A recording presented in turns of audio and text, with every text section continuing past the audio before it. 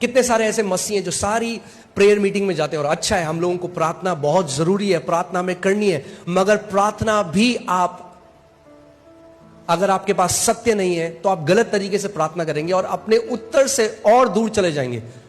आप जानते हैं गलत प्रार्थना करने से आप अपने उत्तर के पास नहीं, दूर चले जाते हैं।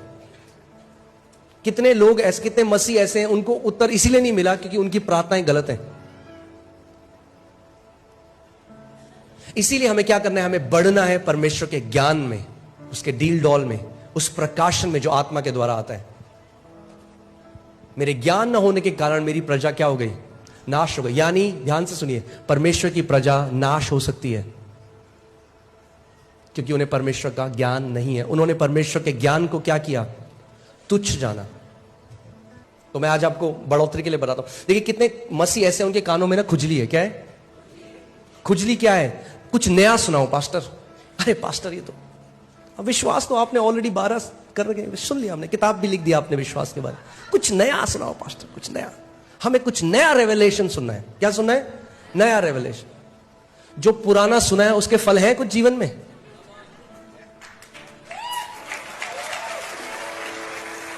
क्या करोगे नया सुन के अगर पुराने के फल ही नहीं आए तो?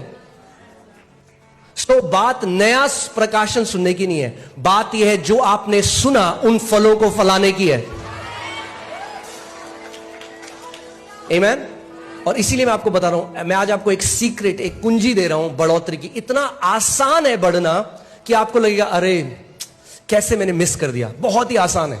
आप जानते हैं क्या है? वचन में चलते हैं। पहला कुरिन्थियों 3 उसकी 6वीं आयत देखिए। यहां पे पौलुस प्रेरित क्या कहते हैं, मैंने पौधा रोपा, अपोलोस ने उसे सींचा, पर किंतु परमेश्वर ने उसको बड़ा किया। इंग्लिश बाइबल से गॉड ब्रॉट इंक्रीज, यानी परमेश्वर बढ़ोतरी लेकर आया। परमेश्वर सीधे बढ़ोतरी नहीं ला सकता आपके जीवन में। ध्यान से सुनिए मेरी बात को। कई लोग कहते हैं प्रभु बढ़ोतरी दे, प्रभु बढ़ोतरी दे। नहीं ला सकता बढ़ोतरी। अगर प्रभु को बढ़ोतरी लानी है तो किसी को पहले बोना पड़ेगा वचन, फिर किसी को उसको सींचना पड़ेगा, फिर बढ़ोतरी आएगी। बढ़ोतरी तीसरा स्तर है। पहला स्तर है बीज को बोना। क्या है पहला स्तर? बीज को बोना। दूसरा स्तर है उसको सींचना, उस पर पानी डालना।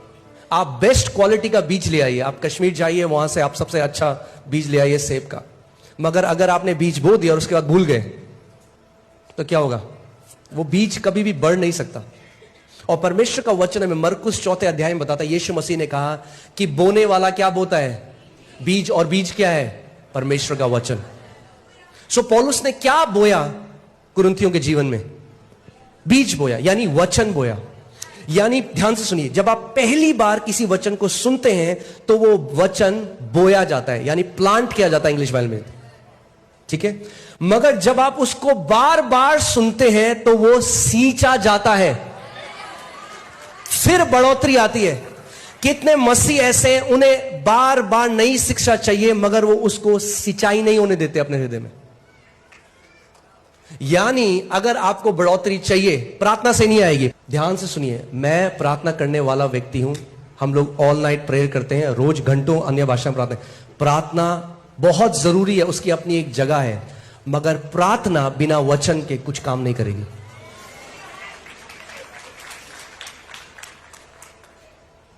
बोना वाला प्रार्थना बोने नहीं गया, बोने वाला क्या बोने गया?